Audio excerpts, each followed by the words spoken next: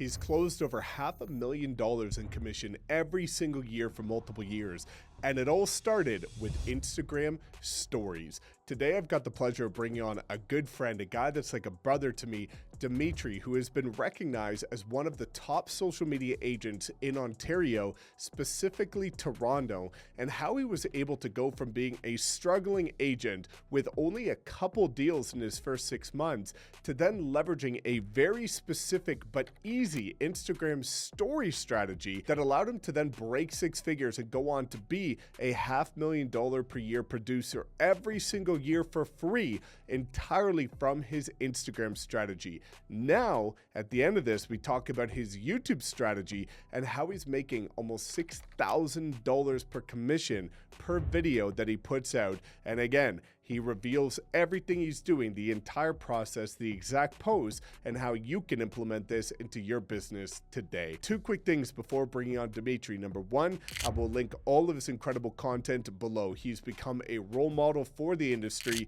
when it comes to building an authentic personal brand on Instagram and YouTube. And number 2, I will link his calendar below because he's an incredible coach. He mentors a ton of agents to help them apply these strategies into their market. And if you would like to book a conversation to talk about partnering with him and getting his help, mentorship, and coaching for free, you can click that link in the description. So without further ado, let's bring on Demetres and talk all things Instagram and YouTube and how you can apply very simple strategies that will help you break 6 figures every single year if you're consistent with them. All right, Demetres, so super excited to have you on here. You know, you and I have been long-term friends, and it's been incredible to see, what you've been able to do with building your business. You've been recognized as top agent on social media in Ontario multiple times over. You've done, multiple icon agent as well, and you've been able to maintain this unbelievable production by leveraging social media. And I'm excited to kind of unpack how you've done it in such a genuine, authentic way.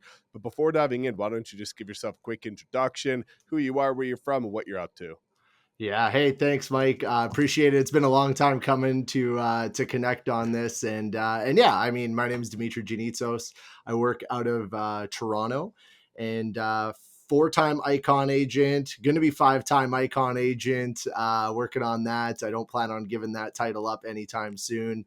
And yeah, I mean, I work a lot of the downtown core in Toronto when it comes to the condo scene, and then also a lot of the freehold sector in the suburbs around. So it's been a wild ride. Yeah, I do all my business primarily through social media, and then now obviously repeat and referral as well. But I even cultivate that repeat clientele through social media. So I would say like 95% of my business is coming through one of my channels, one way or another. So happy to be on and share my experience and what I'm doing to keep things rolling. Yeah, well, I think that's going to be a really cool topic of conversation is leveraging social media to nurture. A lot of people are Mhm. looking at social as lead generation, bringing in new business, but very few understand the name of the game when it comes to staying and remaining top of mind. But, before diving into, I know Instagram and YouTube have been 2 very pillar platforms to you. I'd love to kind of talk about the reality of the journey because oftentimes people will see, your following, your influence, your recognition, the vanity metrics, and they'll kind of just think, well, this guy's lucky or this guy's this, or it must be easy for him. Like how nice, right? But I think you and I both know in very different ways that there's times where it's not that easy and that it doesn't come natural. And sometimes we feel like, maybe this isn't the right path. Do you want to talk about just the real relatable side of what it's actually like to build your business in this industry? Yeah, man, absolutely. And I think you nailed it with the vanity metrics. And that's exactly what they are. They are vanity metrics. And just because you have the following doesn't mean that you'll get the business. And I'm happy you brought that up because I feel like I got a story that really shows that. I had to learn that the hard way, right? So kind of going back, like me and you connected because I'm originally from Alberta. I was selling in Edmonton, and I was originally in the oil field. So I was a tradesperson for about 7 years in the Alberta oil field. I got casted on a reality TV show, Big Brother Canada, where I met my now wife. Ika, who at the time lived in Toronto and I lived in Alberta. So after the show, obviously I had to figure out a way to make things work. And since there's no oil and gas in Toronto, that was going to be a little bit interesting. So I come from a little bit of a real estate background in the fact that my father has some investment properties, and I've always kind of helped him, like, fixing them up, getting, rent from the tenants and all that good stuff. And at the time, building my own portfolio while working in the oil field, I was like, hey, I always said, like, in another life, I'd be this realtor who's slinging condos in the big city. But I was like, that was kind of a pipe dream. But coming off the show, I was like, if there's ever a time to take a risk and make a pivot, like, that was it. And I needed to do it anyways to end up in Toronto. So I ended up selling real estate in Edmonton for about 9 months. And as soon as I got my license, things went pretty good. I already had a big sphere in Edmonton. I was already kind of known for my friends as the real estate guy because I had investment properties. So I quickly got some listings and things were going good. And I was like, okay, great. Let's take this to the big leagues, biggest city in Canada, in Toronto. And I'm going to, be open for business. Same thing. Business is going to roll in. And sure enough, when I moved to Toronto, I think I did one lease in the first 6 months. Honestly, like, I didn't know anybody in the city. And I had the following from the show, right? I had about 20,000 followers on Instagram at the time, which looks great on Instagram. But in reality, when I looked at my insights, it was only about 1,500 people in Toronto, which isn't massive. And then on top of that, I didn't personally know a single one of them, right? So here I am, I moved to Toronto and I think I'm just going to, blow it up, and the phone is not ringing. And honestly, like, it was a really tough time, right? Really tough time, to the point where, like, I remember being on my couch and looking up fly in, fly out jobs for my oil field, my old oil field career, where I could fly into the Gulf of Mexico from Toronto, because I was just like, this real estate thing's not working out. And it got that serious, like, to the point where I sent in resumes and I was ready to hang it up. And and then it wasn't until I did surround myself with a good mentor there. I ended up joining a team, and this was like my last hurrah, if you will, before calling it quits. And it came down to one simple thing, one simple strategy, and remaining consistent at it. And it's not that this was the silver bullet. This was just what I dove into and fully went all the way into. So it could be any strategy. They all work, whether you're door knocking, social media, cold calling, whatever that is. But I just focused on one, and it was Instagram stories at the time. And I said, I'm going to post real estate related Instagram stories every single day for 6 months. And if this does not turn into more business, I'm going to quit. That's what I said to myself. And sure enough, about 3 months in, I was so busy dealing with, like, potential clients and dealing with leads that it was hard to keep up with the stories because I was, like, busy doing other stuff. And I will say I got a lot of pushback on my Instagram because a lot of people followed me for the show. And then here I am pushing real estate. I had people saying, I'm going to unfollow you. This isn't what I want to see. I want to see Big Brother stuff. And I really had to just take it on the chin and be like, hey, you don't want to follow me. This is what I'm about. Get out of here. Right. Yeah. So I really dove in.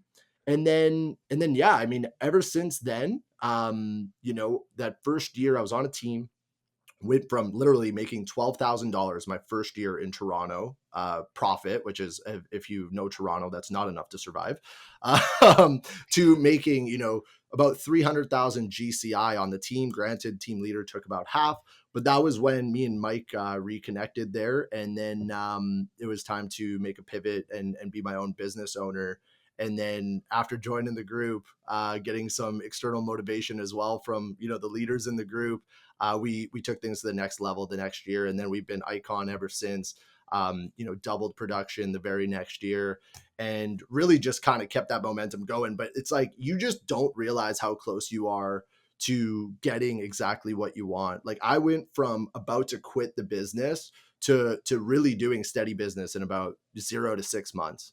And like, I can't imagine looking back, had I made that decision and I'm flying into the Gulf of Mexico, on oil rigs, stuff that I don't want to be doing right now. And instead I'm here, and just blessed to be given the opportunity to reap the rewards of being a real estate agent at, the highest level. Yeah, dude, I think that's awesome. And one of the things that I love is that you didn't overcomplicate it. Like, that's something that we talk about often, is that when you have immense focus on one thing, anything could be successful. And if you channel that effort into something, anything, you're bound to see results from it. But a lot of people are in that position where you were, where they're struggling, and the assumption is more is better. I need to do Yeah. all these things in order to see success. Whereas you decided to have laser focus and you started to see the rewards from that. I'm really curious to kind of unpack that Instagram strategy, because stories are something that are such a subtlety that most people overlook it. They don't think that they can get results from stories, but I've personally found is one of the best ways to remain top of mind with your audience and to be able to connect with people on a more, I guess, intimate emotional level. What's been your journey like in terms of being able to actually convert from Instagram? Because I like that you talked about you had this following from Big Brother. Many people might look at that and say, well, he had an upper hand. But the truth is, when you have a following that is large, that's expecting something radically different from what you're about to do, that doesn't give you this massive upper hand, right? You have to combat all these issues like you talked about, but you push through. So, what was that strategy like, and how did you start to convert people from Instagram? Yeah. Yeah. And again, just to like also, I'll get into that. I'll give you a little bit of perspective too.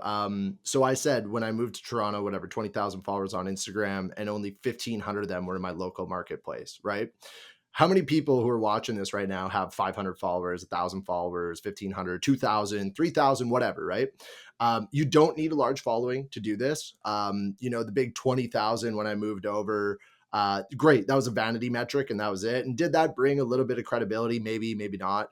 Um, but but you don't need a large following. The mentor that kind of showed me this process had about 7,500 followers that she had built on IG, and she was pulling in 750K GCI a year off of that. And ironically enough, almost every year my GCI follows the amount of followers to the point where it's like I make 100 GCI off of every 1,000 followers I have. So if you got 5,000, there's no reason why you can't pull half a mil.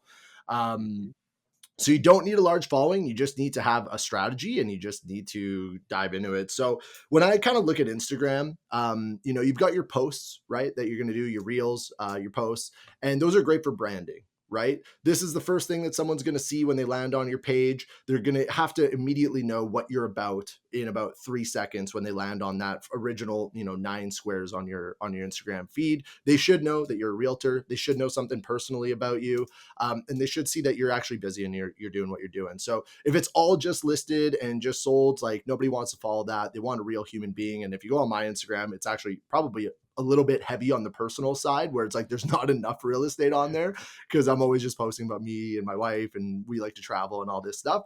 But there's a level of realness there. If you go in the bio, you'll see that I'm a realtor, and obviously I've got a Calendly link there where people book calls. But I didn't focus too much on that side of things. I posted maybe like once a month, if that. Where I made my money was on the stories. And the stories I like to think of, this is where the contact begins, right? This is, the door knocking, the cold calling. This is where you're going to be making like, the rubbers meeting the pavement, right?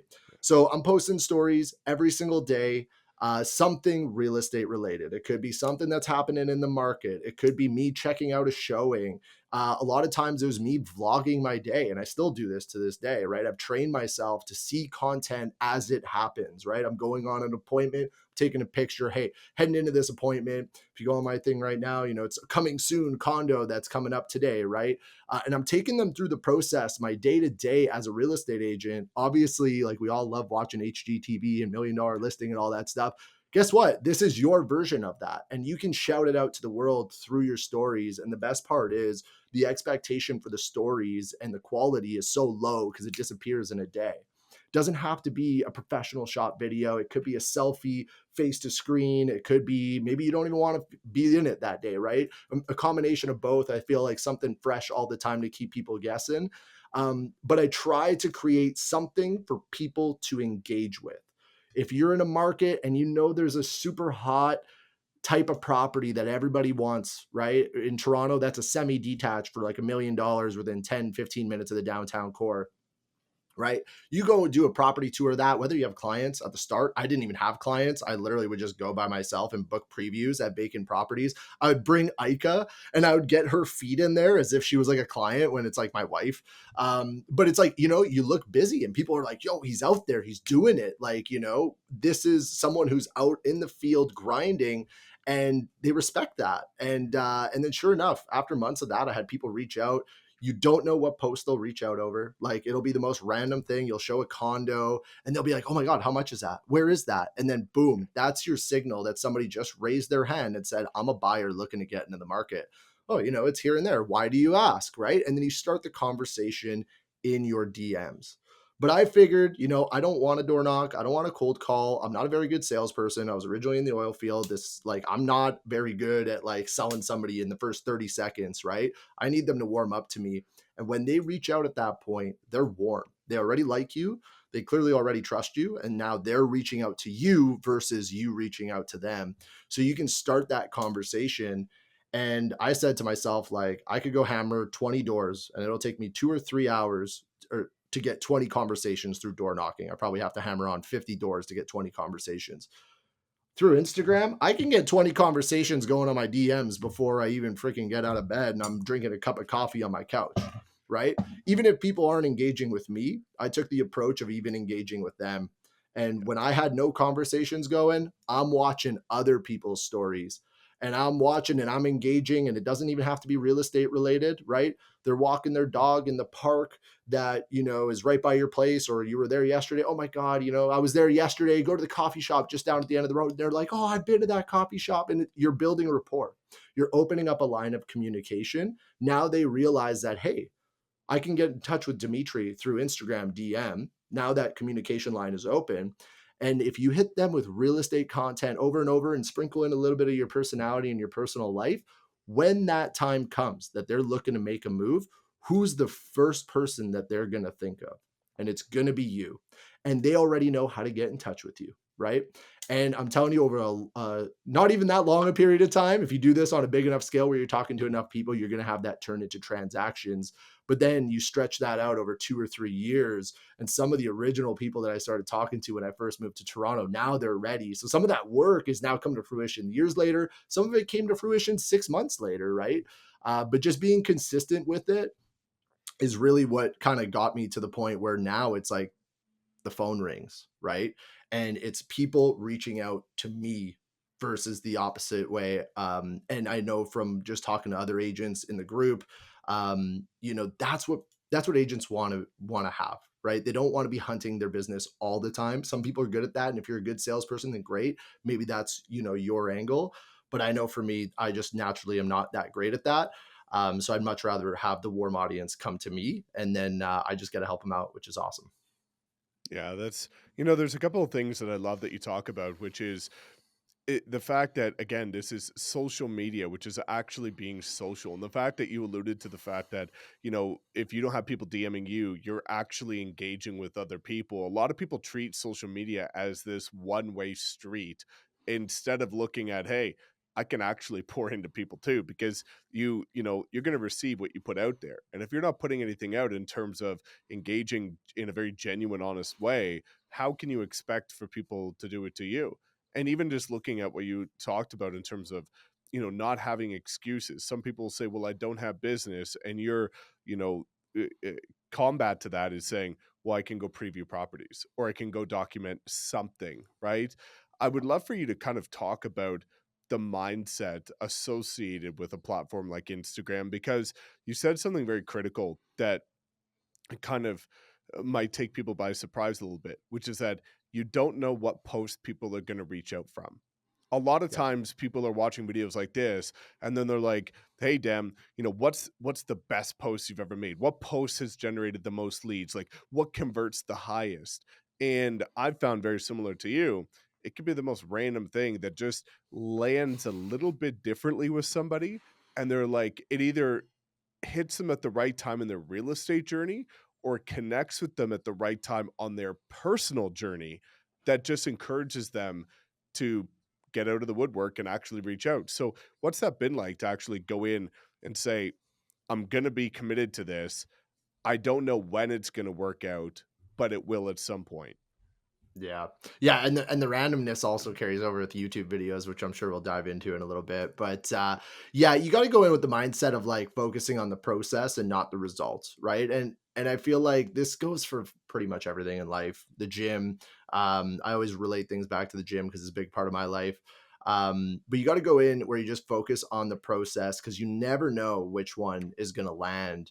And it is random. But the good thing about real estate, you need one result, right? Like the commissions are fairly big, right? So you need one result. You're not trying to get a bunch of little ones. I mean, you will over a long period of time, but like one result will pay for, a lot. So it's just that condo tour that you did that hit the right person at the right time when they just had a conversation with their spouse last night at the dinner table about we should buy somewhere.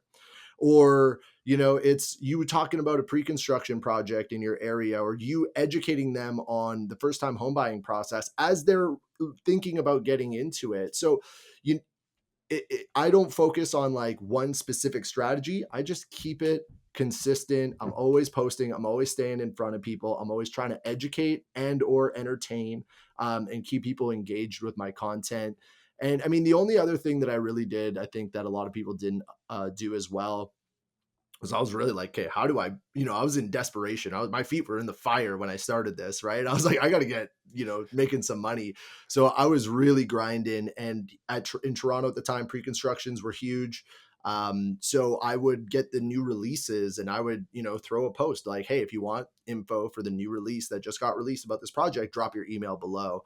And I created a massive database to this day that I market to over, 4,000 agents, clients in my database that get all my new listings, all my monthly market reports. So just getting creative, but really keeping it authentic, keeping it genuine, and most of all, being consistent. Because especially with the Instagram and the stories, as soon as you stop being consistent, your little profile at the top of the story screen, you go all the way to the back of the line. So if you're posting consistently, and I was posting multiple times during the day, so I'd post morning, lunch, and evening. And was it work? Absolutely, it was freaking work. Was I always posting real time? No. Sometimes I intentionally spaced them out. So then that way I could creep up people's storyline on the algorithm and always stay at the top. If you've noticed on your Instagram, the people who are at the top of your feed are the people that you watch the most, and chances are they're posting consistently. That's why they stay there. So I wanted to position myself so every time somebody opened their Instagram feed, my little blue icon is right at the top, right? So, but the biggest thing, you got to go in with the mentality of I'm going to do this consistently. I don't care how long it takes, but it will work, right? And focus on the process and not so much the result. And when you stop focusing on the result, it's funny, that's when the results really start flooding in. And then it gets harder to focus on the process because now you're servicing people, but that's a good problem to have. Yeah, definitely. And I can echo this by following you. You're one of the first ones always on my feed, and it's very easy to tell. Like even if you and I weren't very close, and I just continue to watch your stories, like it would be pretty easy for me to tell and get a gist of who you are, right? I constantly see stuff on there about golf, about the gym, about your family dynamic and relationships and love.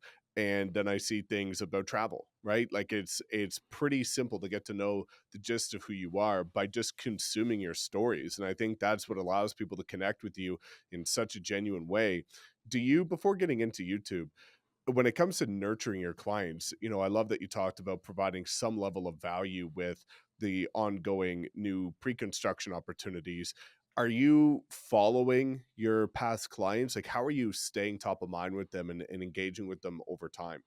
Yep, exactly. I follow everybody and anybody that I've come in contact with, whether they're a past client, an acquaintance that I just met at a party, a networking thing, whatever. And then yeah, like I am not the follow up king. You know what I mean? Like I don't like opening my CRM every single day and having like a list of people and calling them and like calling them out of the blue. People are busy, right? I like to interact with people the same way that I like to be interacted with. And for me, that's social media. So, I'll follow them. I'll watch their stories. I engage. I'm staying up to date with them. When they have a kid, I see them having a kid and I'm actually genuinely happy for their wins. And you become real friends over this. But at the same time, this is how I'm following up with them. You can go through any real estate training, the Brian Buffini's, where you've got to, touch base, 3-4 times a year. I'm touching base at least 3-4 times a year, right? I'm hitting them we're staying in contact over years, and it's not inconvenient for anybody, and it's completely genuine, and both parties really like it. Where I found like doing a pop by and giving a little random gift, not that it doesn't work, but like for me, it didn't feel genuine. It's like, clearly I'm here to like remind you I'm a real estate agent and that I want a referral and yada yada, where it's like, these people, they will not refer somebody else. They will refer me because I am not only their realtor, but I'm actually their friend. And we built a genuine relationship over years. And that's what keeps the phone ringing. And that's what makes it fun. Like, that's what makes life fun. I don't feel like half the time I'm like, I'm not even working a job. I'm just kind of living my life and the phone just rings, right? But Yeah. we've all heard those stories from realtors and we wonder how they get there. That's how they get there. At the start, it was a lot of groundwork. It was a lot of grunt work, posting a lot of content, and I still do it to this day. But it definitely has pivoted a little bit more now, where a lot of the content and a lot of the communications are nurturing more than they were, getting new clients like they were at the start. Yeah, But that's why I 100%. switched over to YouTube. That's why I also Yeah. pivoted to YouTube. So I'll dive into that real quick. Let's talk about that. The only other Sure. thing that I just wanted to kind of touch on is the fact that, when I'm listening to you talk, because I'm quite familiar with your strategy, it's very evident to see that you actually take this seriously. Like when you see some people and they take their approach to social media, they really want full-time results from part-time effort. They're dabbling in social media. They're not that consistent. They don't really care to follow up or engage with their clients. And the fact that you're going that extra mile to genuinely engage with them when certain life events happen, you're all in on it. And that's just one thing I really want people to take away, is that if you want to get great results from social, you have to be all in with it. But it's not that difficult. And a lot of people tend to overcomplicate that process of the CRM, like you alluded to. But let's dive into YouTube. That's, obviously near and dear to my heart. But I know that you've seen incredible results with it as well. Yeah. Yeah. And before we get it, I'll piggyback off of that. I think with Instagram too, it's important to know where the money is. And the money is in the conversations that you're going to have on the DMs. I see so many agents who are posting incredible content, paying professionals thousands of dollars to come up with these commercial like videos. And I'm not saying that that's a bad idea, because that is a great reflection of your ability to market yourself and your clients' properties.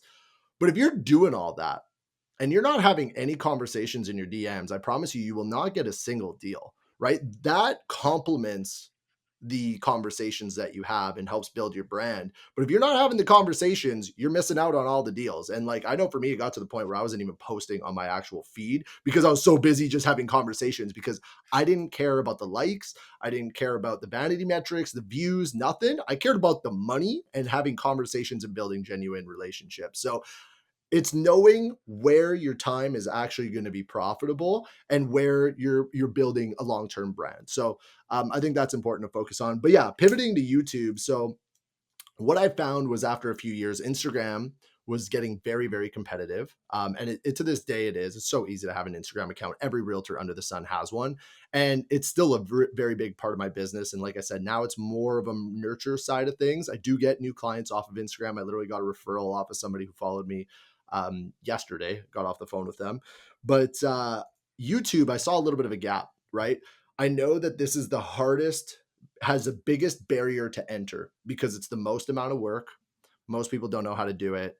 And it's a lot of work to build a video. But that being said, I looked around, in Toronto being a very big real estate market with over 70,000 agents, I'm like, there's like 10 people who are actively posting on YouTube. Like, now that competition got a lot smaller, and it's also searchable content, right? So people who have a problem, who need it solved, are going to YouTube, looking up how to buy a home, best neighborhoods in Toronto, how to get pre-approved, yada, yada, right? So I'm like, if I can position my content in front of those people, this is how I'm going to get new business coming in.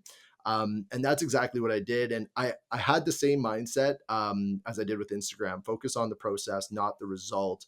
Um, it's definitely like, you know, for me, I'm not as consistent on YouTube as I would like to be because again, I have a lot of business still coming in that I'm having to service. And it does take me 4 or 5 hours to pump out a YouTube video.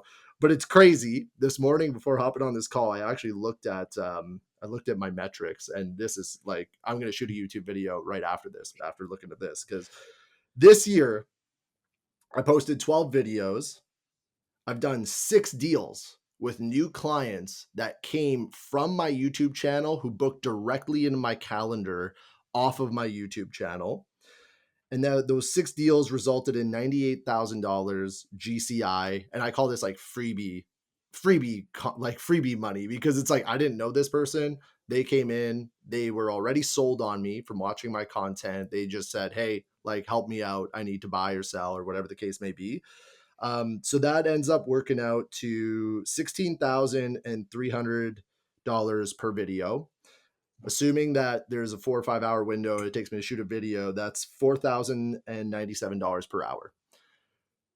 So right after we get off this call, I am going to be shooting some more YouTube videos, because when I broke it down, like ROI, time spent, this is hands down the best return that I'm going to get on my time. And especially if you're a new agent and let's say you're hungry and you don't have that incoming business that you need to service, and you have the time, this is where you should be spending your time. This is stuff that, like, yeah, that first, few months might be you figuring out how to shoot the videos, how to edit the videos. But once you build the channel, it is getting views as you sleep. Like, I think it was like over 6,000 watch hours I've gotten in the last year. Like, I can't imagine phoning people for 6,000 hours. Like, I'd rather go be in the Gulf of Mexico pulling on wrenches, right? So like the efficiency of it, the amount of competition that you're going to face, which is very, very low, it just makes sense. And then on top of that, because there's such little competition, I mean, I still struggle with this, where sometimes I'll look at some of the creators in the Toronto real estate space, and there's some good ones, like some very good ones, big channels, extremely consistent, dropping unbelievable content with really good information. And I'm just like, how can I compete with this? Like, who is going to click on my Calendly link over their Calendly link? And it, every single time it happens, every week I get at least one call in my calendar from a YouTube lead. And I'm just like, I can't believe people are clicking on my stuff over other people's stuff. But it's important to know that you have a unique voice, right? Mhm. Whether you're shy, whether you're a high D on the disc scale, whatever your situation is, you have a unique voice that's going to resonate with someone. And if, somebody's dropping mad stats on their YouTube channel, they're going to get a lot of analytical people, right? I'm going to connect with people probably a little bit more on a deeper emotional level, right? And they're going to feel a stronger connection to me because of, whatever reason, right?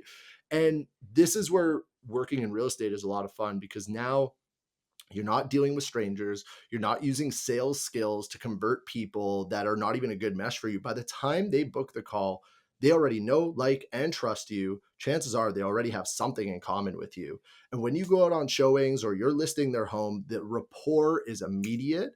I feel like I'm instantly friends with them and vice versa. And it goes so smooth. Like, I haven't had a troublesome client in like years. So, the power of this, like, I can't say enough about it. It is tough to get in, it is a strong learning curve. Nobody wants to learn new things. Yeah, you're going to have to grind it out. And even to this day, if you watch me shoot some of my YouTube videos, you're going to see me probably cussing and swearing at my camera when I trip over my lines, but that's what editing's for, right? We'll just chop that out. And you'll watch your videos progress from, like, not that good to like unbelievable in a short amount of time. And it's powerful. If I was a new agent in any marketplace, I don't want to hear no excuses about that. It doesn't work in my marketplace. You just need to find the right kind of, approach. But it works. And I'm going to be doubling down on it as soon as we get off this call. I love hearing that. It's about time, and it's really cool because especially hearing you break that down, that's not far off one video a month, right? And No. and knowing what you can do is unbelievable. And I like and appreciate that you talked about the fact that oftentimes people now, with the understanding that YouTube is powerful, people are looking at their markets and they are having that comparison and that fear of saying, well, if all these people have better content, more content, better cameras, all this type of stuff, how do I stand out? But I'm even seeing this across the board on social media, is that overly produced, inauthentic kind of approach that's more scripted and polished is almost creating a disconnect, and people are actually craving that more raw, real, relatable approach to content and making it more genuine.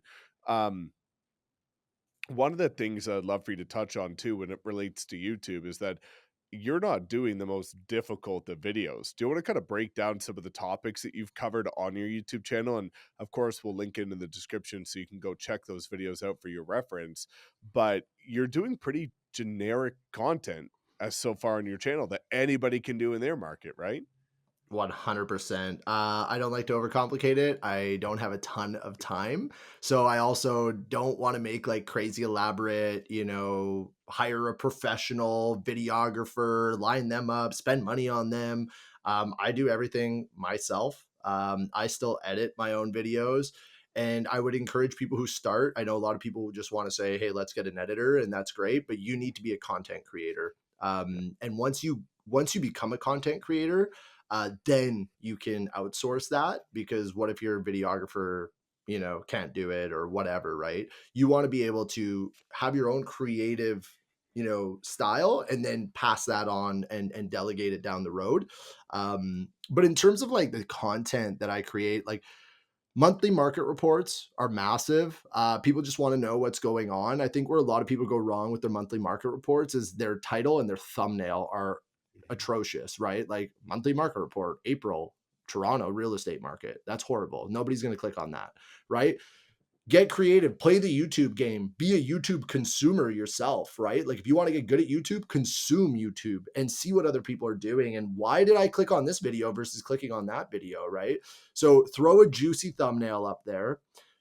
This is where like, even a lot of the stuff I've learned from Mike and your course and the Wolfpack, like how to use AI to streamline this and give you ideas that you don't have, right? So I'll come up with a title, I'll throw it into Chat GPT, and I'll be like, give me 10 variations of this that instill fear. Okay, cool. Boom. Because I know fear is going to get way more clicks than, anything else. And then maybe I'll be like, give me some positive ones and I'll see. And then from there, I will like tune it till I'm like, this is going to get some clicks. This is a juicy title that's going to work with a good thumbnail of, me doing this and whatever, right? So, and then they click on it, and realistically, I'm talking about what the thumbnail and title refer to, but it's a monthly market report. Like, you know what I mean? It's a monthly market report. So how you position it is how you're going to really get those clicks and get your channel off the ground. It's less about the quality of the content itself, which you will get better at as you do. But the title thumbnail is so important, and I would spend a lot of time in making sure that that's dialed, which a lot of people skip out on. And then I think like where I've kind of set myself apart from a lot of the other guys, because I'm not a massively analytic dude where I'm sitting there studying the Toronto real estate market and it went up 0.2%. Who cares? It doesn't matter to me anyways. I know what's going on. I'm very knowledgeable in my market, but am I super detailed and dialed in on every little nuance? No. And that's where I was like, these other creators are dropping really good content, and all the analytical people will go to them. And that's great, because I'm not that analytical of a guy. So if those guys come to me, there's going to be a disconnect.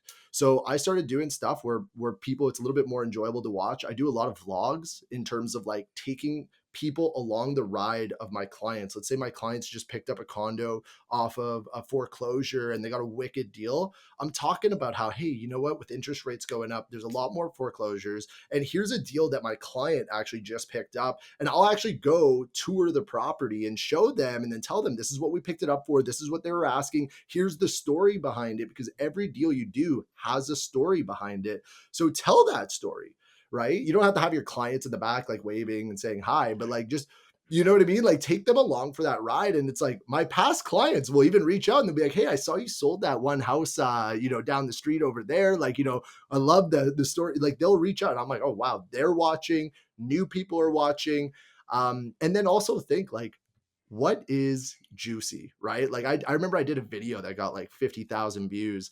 and it was touring micro condos in Toronto. So I went and toured the smallest condos in Toronto. Is it because I want to sell a studio that's 300 square feet? I mean, I will, obviously, there's a commission there, but like that wasn't really my goal. My goal was to position my channel in front of as many people as possible. And I knew that that title would get a ton of clicks, and it did get a ton of views, and I got a bunch of subscribers from it. And they maybe clicked on it out of curiosity, but now they know who I am. Now they're subscribed to my channel. And then again, when the time is right, and I happen to be Johnny on the spot with a video that comes out about, this, that in the market, they click on it, call to action. Hey, if you want to get in touch with me at any point, you can click the first link in my bio, and we can chat about your real estate plans. And then they end up in my calendar, and they end up as a client. So don't overcomplicate it. Do what feels natural to you. Don't force it, and have fun with it. Honestly, I think you got to become a content creator in order to make this work, and know that being a content creator is work. But if you can do that, then you've got a skill set that other agents just do not have. And right now, everybody's glued to their phones. You're going to get the most attention.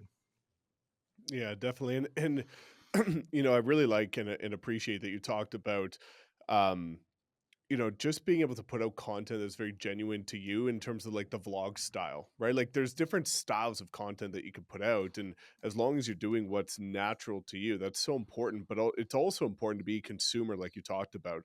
There's a lot of people that want to get good at a platform, but they don't use or consume that platform. Or if they're using it, they're just mindlessly scrolling, consuming something. They're not, oftentimes when I watch videos on YouTube, at least, I'm not just looking at like what's being said, but how is it being said? Why did I click on that thumbnail? What piqued my curiosity? When did I leave? What happened there? And that starts to get you, this reference point of what is good.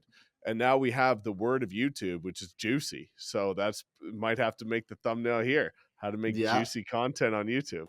ab- But absolutely. Yeah, you got to study the game, right? You got to study it, and again, like I feel like it's got to be genuine to you. If you force it, it's probably not going to be something that you're going to be able to be consistent at. But I think a lot of people get in their heads, they overcomplicate it with equipment and this and that. Like your cell phone is fine.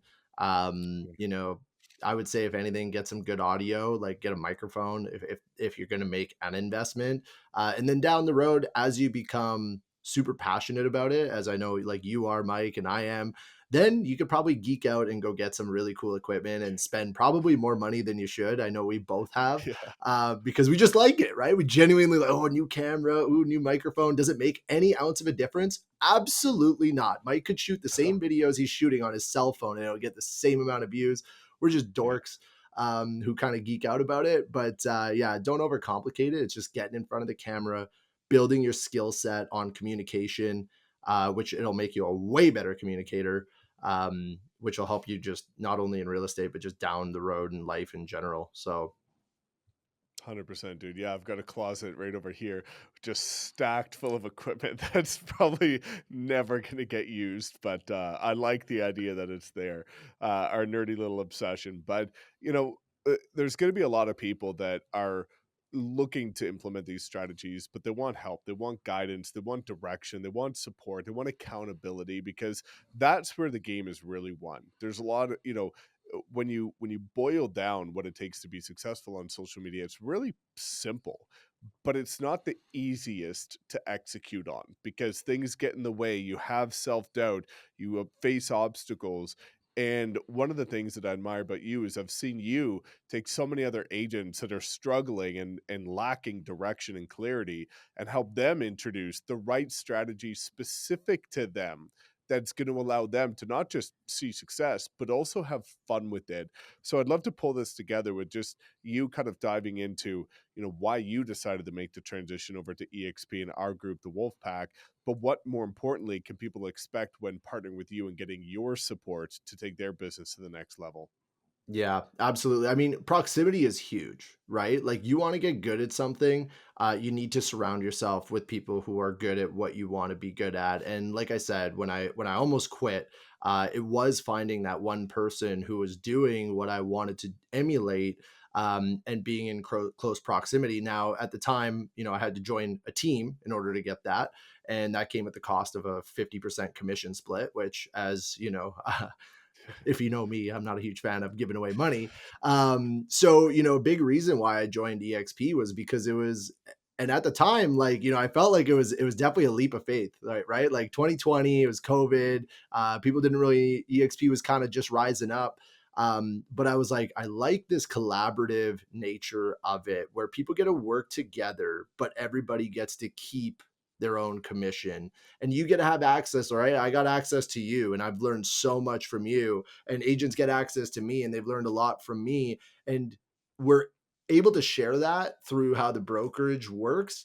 But the best part is everybody's taking home their own, piece of the pie. And it's not about like, oh, you're taking my money or this or that, like it is on a traditional team. So that was a huge thing for me. I remember how I felt on that team at the time and how much money I gave away that first year. And I was just like, there's a better way of doing this. And then now, like, here we are, years down the road, like, I've got my group and we have our weekly calls, and, my agents do reach out to me. And especially if they're struggling with stuff that I excel at, like I can point them in the right direction. And you have that proximity. You're seeing someone who's doing what you want to emulate, and you also have access to pick their brain on the little nuances, right? So it's super powerful. I can't stress enough like how much I love where I'm at and how it was a life-changing decision. You look back at life at those pivotal moments, and I've mentioned a few of them on this call, and how crazy the result would be had you not made that decision. And I look back at the decision of joining, and I remember like being unsure at the time. Dude, I you was like, ditched me. yeah, that's right. You remember? So, it's not always as smooth as you think, but then it's like, years later, wow, like unbelievable. Wow, the friends now like considered family that we built in this group. And then the fact that we all get a win together and it's truly a collaborative effort is massive. And I can't speak enough to it. So yeah.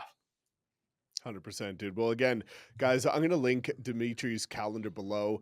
There's one thing that I could say by knowing him extremely well is that the support, the guidance, the accountability that this guy provides is second to none. And I know that a lot of people are going to be watching this coming to the end of 2024, going into a new year. And if nothing changes, nothing changes. And oftentimes, if you don't make a different change and you don't take that leap of faith, you end up in the same place in 12 months from now as you are today. And for most people, that's not the case in the outcome that you're looking for. So take this opportunity to book your call with Dem. The link is in the description. I'll put all of his incredible content below so that you can check it out. And again, brother, thanks so much for the valuable insight, the tactical strategies, and sharing your experience.